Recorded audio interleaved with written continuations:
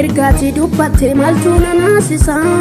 har'a maqaa keetiin galagalee narraa si jaaladhe jedheen jiraanta abbaa mana kee keessa jireenya irraa hafaan si jaaladhe jedheen jiraanta abbaa mana kee keessa jireenya irraa hafaan mana kee keessa jireenya irraa hafaan mana kee keessa jireenya irraa hafaan mana kee keessa jireenya irraa hafaan mana kee keessa jireenya irraa hafaan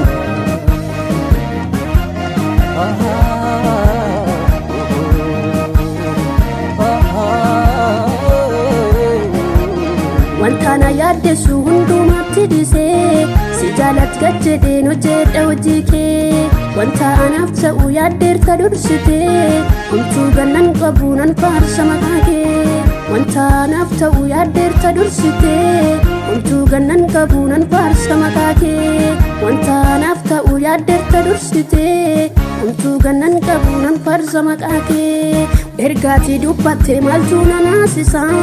har'a maqaa keetiin galagalee narraa si jaaladhe jedheen jiraanta abbaa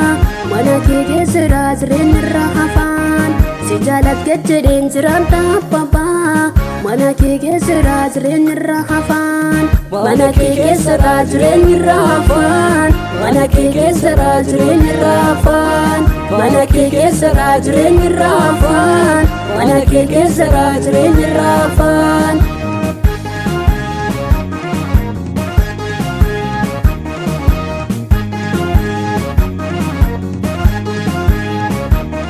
wanti na taasisu yoo baay'ate natti ultaa gashindisu si marat mudhitti bubbeen akka malee yoo dhufe nan jigsu ergaan kan kee ta'e homtuu nan naasisu wanti na taasisu yoo baay'ate natti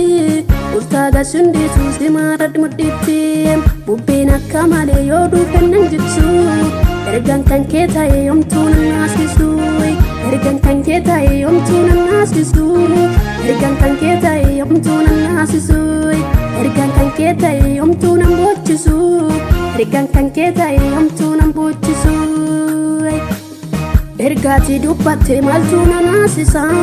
har'a maqaa keetiin galagalee narraa si jaaladhe jedheen jiraanta abbaa mana kee keessa jireenya irraa hafaan si jaaladhe jedheen jiraanta abbaa mana kee keessa jireenya irraa hafaan mana kee keessa jireenya irraa hafaan mana kee keessa jireenya irraa hafaan mana kee keessa jireenya irraa hafaan mana kee keessa jireenya irraa hafaan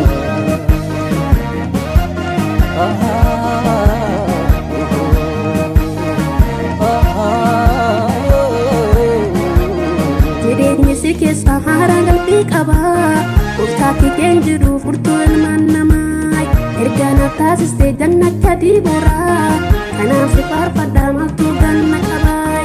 ergaa na taasiste jannata diiboraa kanaaf si faarfadha maaltu ganna qabaa ani si faarfadha eenyu ganna qabaa ani si weeddisa maaltu ganna qabaa ergaati dubbatte maaltu na naasisa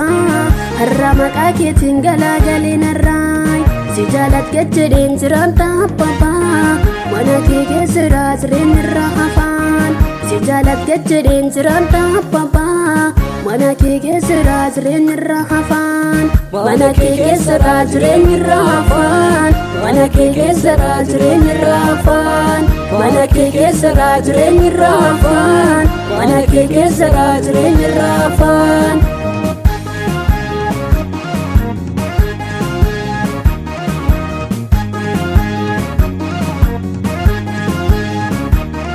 Abako warre gandursite cabsite